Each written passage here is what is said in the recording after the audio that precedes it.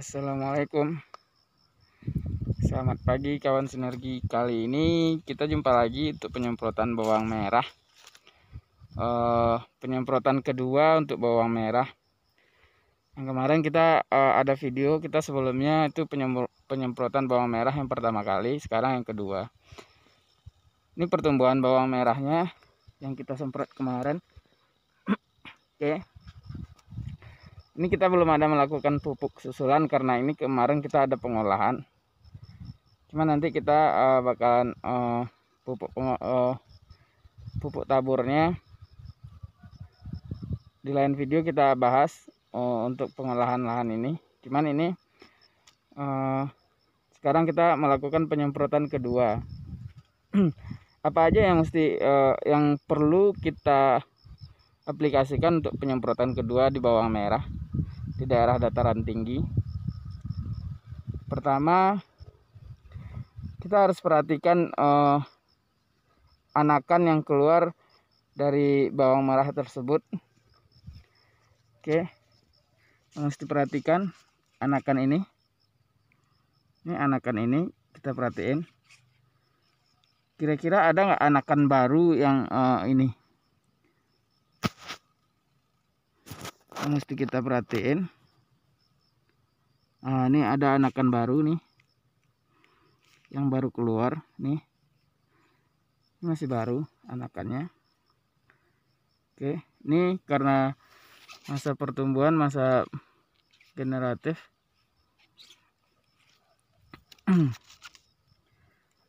Oke, ini kita lihat ya, ini. Itu kita masih ada itu daun baru yang masih keluar, pucuk baru, ya kan, anakannya yang keluar. Cuman kita yang mesti kita perhatiin pertama itu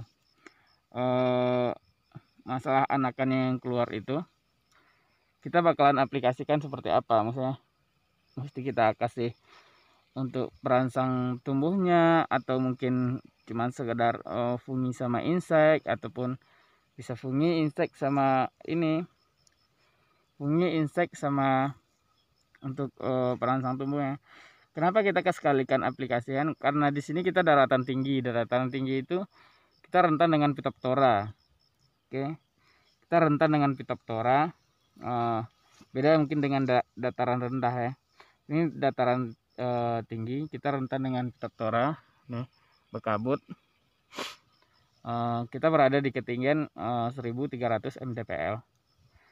Apa aja yang mesti kita perhatikan untuk penyemprotan kedua? Kalau kita perhatiin secara seksama sih perkembangannya bagus. Sejauh ini sih bagus perkembangannya. Cukup memberi semangat untuk kita petani Indonesia. Cuma yang mesti kita perhatiin, yang kita lebih waspadai sekarang ini telur kupu-kupu. Nah, ini nih, seperti ini. Oke.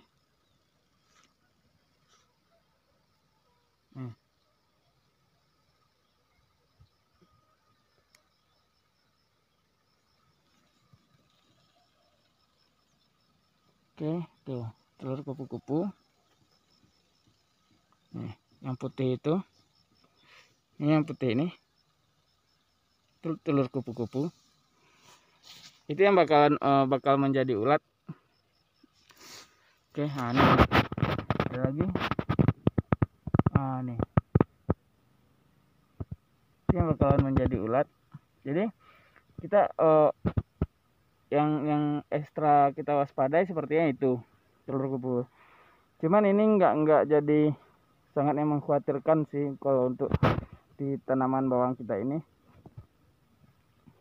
Oke, nih kita lihat ini perkembangannya. Oke. Cuman telur kupu-kupunya ada satu-satu. Kalau kita lihat lioremizanya lumayan bersih. Ini contohnya telur kupu-kupunya. Oke. Terus apa aja yang mesti kita aplikasikan untuk mengatasi telur kupu-kupu, dan apakah harus kita kasih untuk perangsang pembanyakan anakannya, sepertinya kita tidak perlu kita kasih karena perkembangannya lumayan bagus. Untuk sekarang kita bakalan lihat gimana apa aja yang mesti kita aplikasikan untuk penyemprotan kedua pada bawang merah. Oke, kita lihat ya. Jangan lupa di like, komen, dan di subscribe channel kita ini supaya kita bisa berbagi tentang pertanian. Oke, apa aja yang mesti kita aplikasikan untuk penyemprotan kedua di bawang merah? Kita aplikasikan pertama insek yang berbentuk WP. Ini cuman kita udah oplos metomel sama emamectin benzoat. Oke, ini kita sekali aduknya untuk 2 cap. Oke, 2 ember ya. Nih embernya 1 di sebelah, ini embernya 1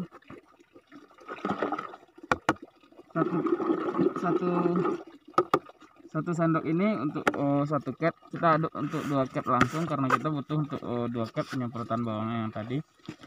Pertama kita itu emamectin benzoat sama metomil yang sudah dioplos. Ini warnanya teman-teman bisa dilihat. Nih. Oke. Kenapa kita simpan di dalam kaleng? Ya, supaya dia lebih tahan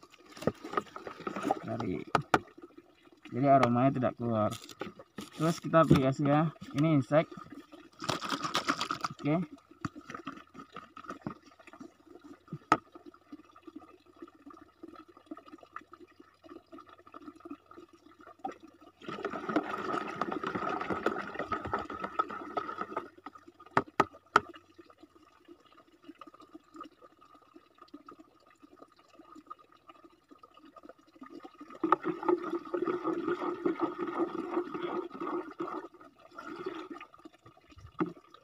ini masih chlorantaniprol, inseknya masih chlorantaniprol.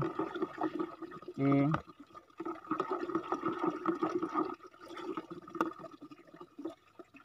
chlorantaniprol. Terus sama untuk Loremizanya kita kasih sedikit aja. Ini kita udah ini juga karena kita beli besar, jadi kita ini bukan dioplos. Ini untuk Loremiza.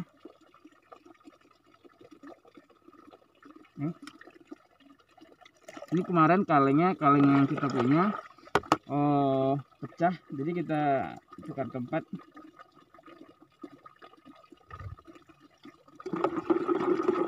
Oke, kita kasih satu-satu. Kita nanti bakalan tuliskan bahan aktifnya apaan. Terus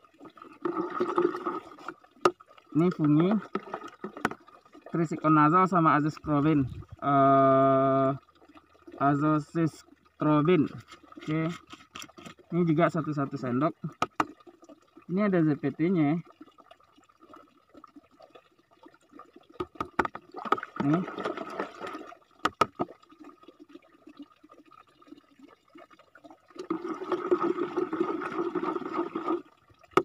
Satu sendok ini lebih kurang 7 mili.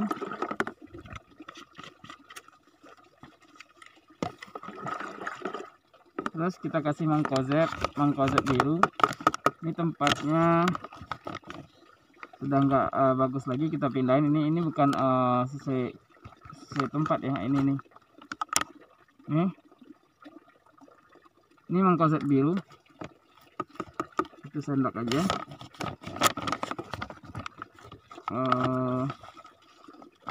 Ya, ini mangkozebnya 2 bahan aktif nih, mangkozeb sama apa tuh nanti kita tulis, saya lupa apa, kabardazim. Mangkozeb sama kabardazim, dia gandeng dia bahan aktifnya karena tempatnya udah nggak bagus, udah kotor, udah bertanah-tanah, jadi saya pindahin ini. Oke, habis itu kita propionate. Propionatnya 1, 2, 3, 4.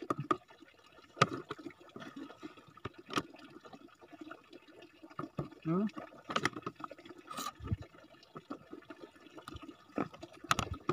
2,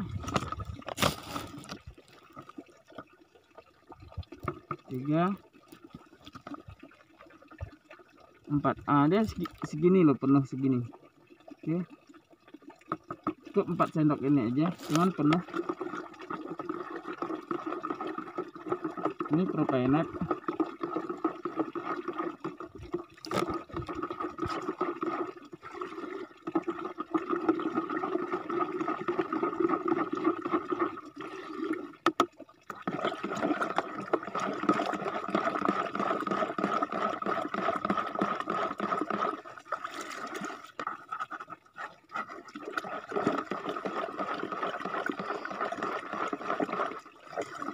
Oke,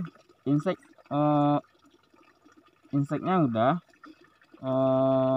insek WP nya udah, untuk liremizanya udah, funginya juga udah, terus untuk mengatasi blast pada daunnya udah. Nih, kalau di dataran tinggi kita mesti ekstra nih dengan masalah yang ketora, penyakit blast pada bawang, pokoknya kerontokan daun semuanya. Itu kita harus menjaga daun, yang lebih utama itu jaga daun, apalagi dataran tinggi bakalan rawan untuk ketora ataupun spora, jamur-jamur yang lebih mengganggu gitu kan, lebih banyak gitu. Oke, kita udah ini. Oh ya, hampir lupa, kita kasih perekat nih. Kita kasih perekatnya.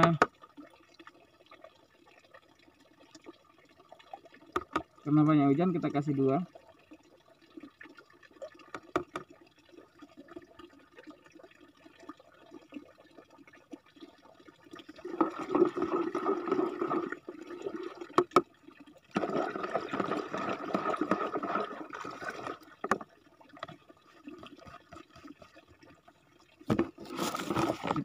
Ini udah cukup,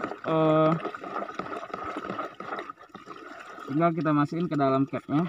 Oke, kita buat 2 loh, ini satu untuk 2 cap.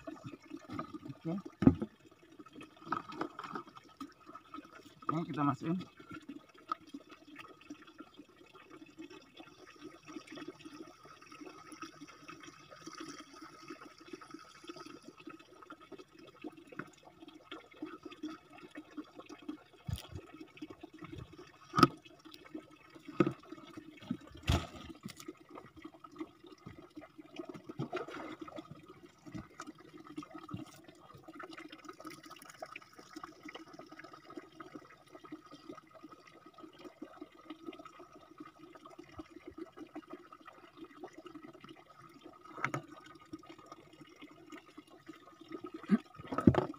Oke, ini udah penuh satu cap ini. 20 liter air. Oke, kita bakalan melakukan penyemprotan.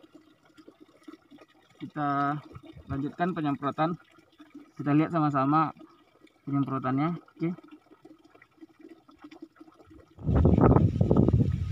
Oke teman-teman, itu penyemprotan kedua untuk bawang merah tadi.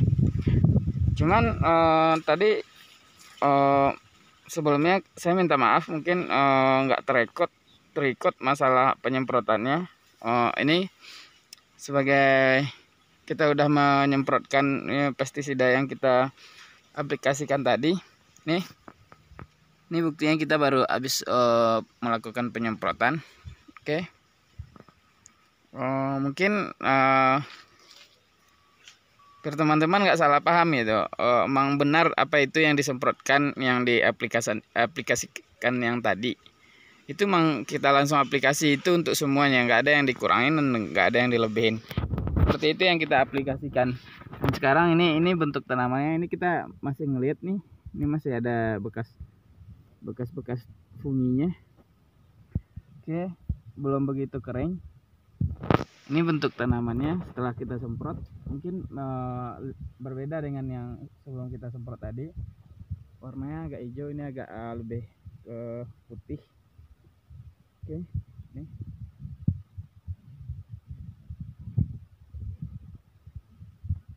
Teman-teman bisa lihat kan hasilnya setelah kita semprot. Nih. Terus dukung channel ini supaya saya bisa berbagi terus sama teman-teman tentang tutorial aplikasi cara bertani di dataran tinggi. Oke, jangan lupa di like, komen, subscribe kalau jika hal ini membantu untuk semua teman-teman. Bisa di share ke teman-teman yang lain. Kalaupun ada komen atau apa kritikan segala macam, kita bakalan terima. Oke, kita bakalan balas semua komen yang ada dari teman-teman. Mudah-mudahan video ini membantu untuk masalah pertanian Nusantara. Semoga petani kita tetap maju, jangan menyerah, tetap semangat, jadilah pejuang pangan Indonesia. Semoga negara kita menjadi negara swadaya untuk pertaniannya. Oke. Selamat beraktivitas, selamat menjalankan ibadah puasa. Assalamualaikum warahmatullahi wabarakatuh.